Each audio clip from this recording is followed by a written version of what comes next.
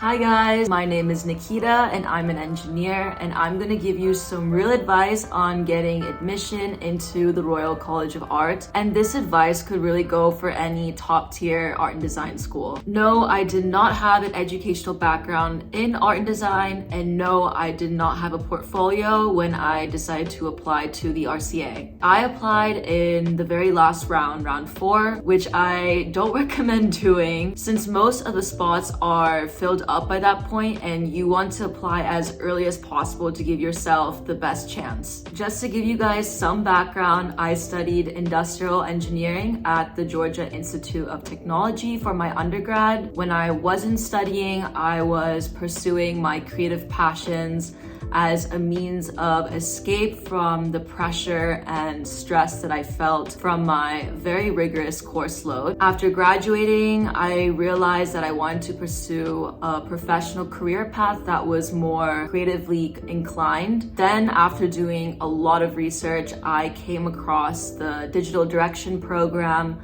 at the RCA. And what I really liked about this program was that it was very focused on immersive technology and storytelling. This appealed to me because of my background as an engineer who's learned some coding, as well as being a musician who enjoys poetic songwriting, general creative writing, as well as making and editing videos in my free time. At the core of all those creative passions was my interest in storytelling. So for all those reasons, this master's program seemed like a very interesting place, yet the perfect fit for me to explore this intersection between art and design and engineering and technology. So this gets me to my next point, which is how did I approach my application? So let's start with the portfolio.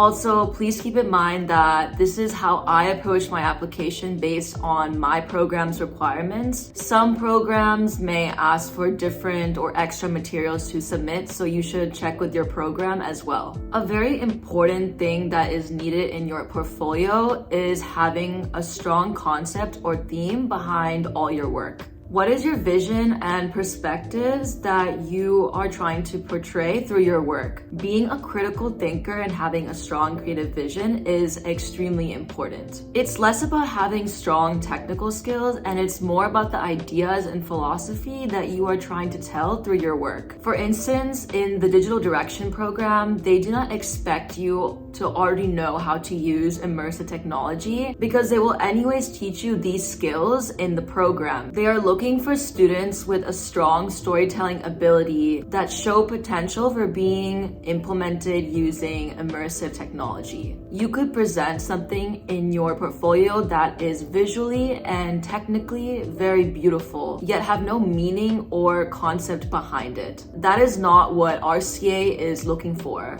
They are not looking for the most technically perfect designers. As I said earlier, they are looking for critical thinkers with a strong creative vision, because technical skills or anything else can always be learned on your own or learned through the university's teaching resources and workshops. My other tip for the portfolio is to show your process and research. They want to see how you approached each creative work and what were the steps that you took to get to that final product. This also helps to show your critical thinking involved. What research, brainstorming, case studies, storyboards, scripts, and other drafts did you make to get to that final product? Include all of that for each creative work. Another tip for the portfolio is to show variety in your creative works. For instance, in my portfolio, I showed creative works in different mediums, such as my music compositions, some videos that I had filmed and edited, and an 8-page short story that I had written. This gets me to my next tip for the portfolio, which is that order matters. Spread out the variety of your creative works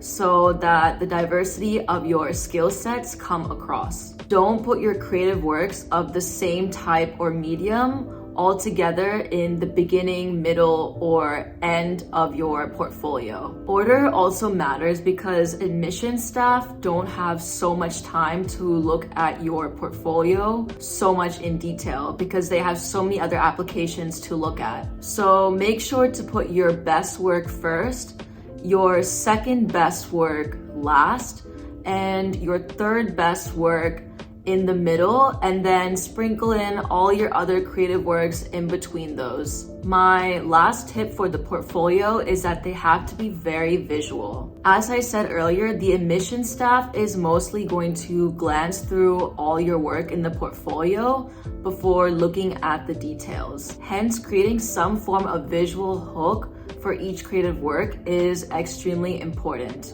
In my portfolio, I created some form of cover image or a still from a video that I had edited, along with a one-sentence caption that explained the vibe and essence of each creative work. Now on to the next part of the application, which is the personal creative journey video. I'm not sure if the application has changed, but last year and many of the previous years had a list of questions that had to be answered while telling your personal creative journey. I really focused a lot of time on this part of the application as I knew that this was the only part of the application where I could tell a very specific, unique, yet very personal story about me. That allowed the admissions team to get a different perspective and understanding of me, as well as how and why I think the way that I do. It sounds really cheesy, but be as authentic as possible. Show how your personal experiences have shaped your creative passions and art, as well as vice versa, how your art and creative passions have helped you personally grow. And make sure as you are telling this story about yourself that it is consistent and complementing the work that you are showing in your portfolio. Now on to the next part of the application, which is the motivation letter. This is different from the personal creative journey video because you just need to talk about your professional journey and development. I think it can only be a maximum of 300 words, so just be very straight to the point and concise, telling your education, work experience, and future professional ambitions. Now on to the last part of the application, which is the recommendation letter. My only advice that I'd give for this part is that regardless of who your person is that is writing your recommendation letter, whether it's your mentor, professor, boss, whomever it is, make sure that person is someone that you have built a relationship with and knows you well enough, and someone who understands your technical skills and your soft skills or strengths. The reference letter is just another place for the admissions team to get to know you better. So an admissions team can always tell if you just asked a random person to write your letter or if the letter seems very wishy-washy. Some other very important tips.